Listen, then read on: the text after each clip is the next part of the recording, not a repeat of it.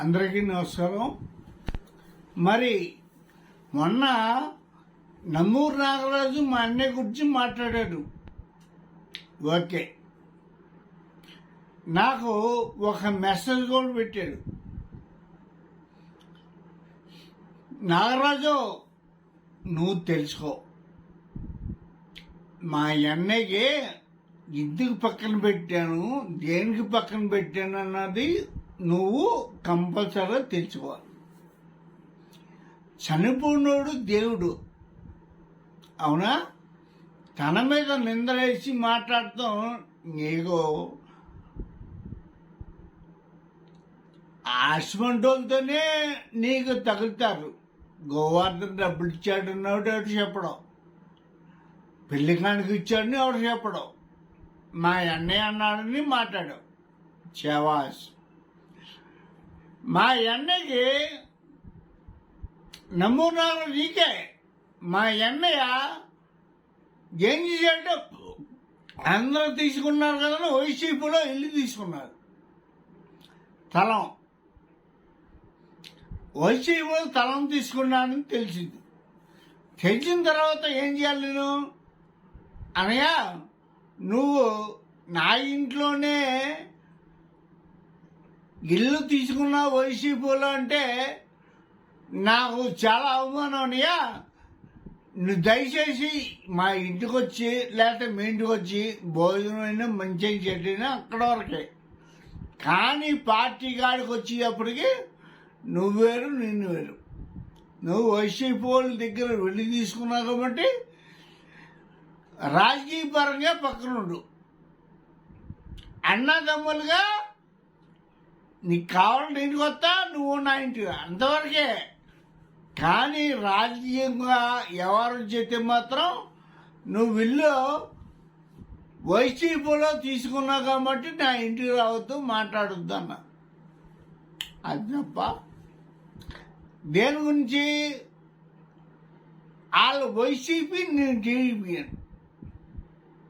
వినవయ్యా, బాగా విను. ఇది కాక సొంత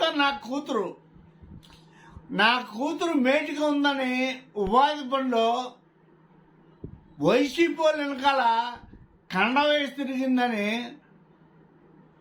మేటిగా ఉన్నది కూడా తప్పించా. తెలుసో, నువ్వు ఊళ్ళోకి వెళ్ళి తెలుసుకోవయ్యా. సొంత నా కూతురు. ఎందుకంటే వైసీపీ కండ వేసుకుందన్న పాపానికి తండ కూడా పక్కన పెట్టా. అంటే పార్టీ అంటే అది అన్నైనా, కూతురైనా, తమ్ముడైనా, ఎవరైనా కానీ తెలుగుదేశం పార్టీని బలపడతం కావాలి తప్ప నీలాగా ఎన్ని పొడిచే అలవాటు నాకు లేదు. నువ్వు మెసేజ్ పెట్టావు మా అన్న గురించి, ఇప్పుడైనా తెలుసుకో. నువ్వేం చేసావు? చారుబారు చాలా బీభత్సంగా మాట్లాడాడు. ఆడు మగాడు. ఎందుకంటే ఆడు వైసీపీకి నిజమైన కార్యకర్త కాబట్టి. నువ్వు ఆడి పక్కన కూర్చొని ఫోటోలు దిగావు. ఆడి పక్కన కూర్చొని నువ్వు మీటింగ్ దగ్గర కూర్చున్నావు. నేను అలా కూర్చోలే, నాకు అవసరా. నీలాగా చేయవచ్చు, నాకు పని లేదు. నిజమైన కార్యకర్తను కాబట్టి, నిజమైన టీవీ బిడ్డను కాబట్టి నా సొంత అన్నని వైసీపీలో ఇల్లు తీసుకున్నాడని పక్కన పెట్టా. అది కాక నా సొంత కూతురు గురించి చెప్పానుగా, మేడ్గా ఉందని తీసా. అదిలా గోవర్ధన్ అంటే. అది ఎవరైనా తెలుసుకోవచ్చింది. నియోజకవర్గంలో పార్టీ ఎవరు అది మాత్రం జాగ్రత్తగా నడవండి. గుండెకాయ లాంటిది మన తెలుగుదేశం పార్టీ. అదే పార్టీ కోసం ఎరపించా, డబ్బులు మామూలుగా చచ్చిపోయిన పంచా. పెళ్లి కాడకంటే 10,000 ఇచ్చా. హాస్పిటల్ వెళ్ళాలి బాబు మా దగ్గర లేవంటే వాళ్ళకి డబ్బులు ఇచ్చేవాడు. అవన్నీ నీకు తెలియదా? మనలో నా అన్న అన్నాడు, నా బాబు అన్నాడు, ఎవడో చెప్పాడని చెప్తా గొట్ట గుసుగా. నా అన్న గురించి మాట్లాడే హక్కు నీకుందా?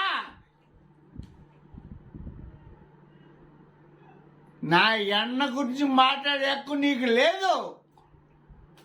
నా అన్న దేవుడు లాంటోడు. వాడు చిన్న పొరపాటు చేసినా పక్కకు పెట్టా.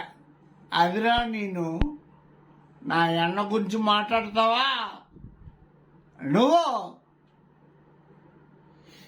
నాగరాజు తెలుసుకో, పార్టీ అంటే ఓ రకంగా ఉండడు కానీ 2 జెండాలు ఎట్టుకుని తిరిగి వాడిని ఏమంటారా?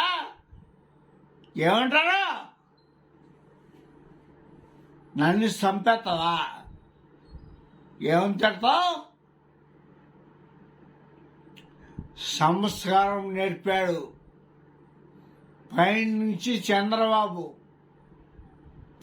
మన అన్న చంద్రన్న సంస్కారం నేర్పాడు కాబట్టి ఇలా మాట్లాడతా. బూతులు నాకు వచ్చు. నేను దొంగలంచోడు కాదని తిట్టచ్చు. అది నాకు సంస్కారం కాదు.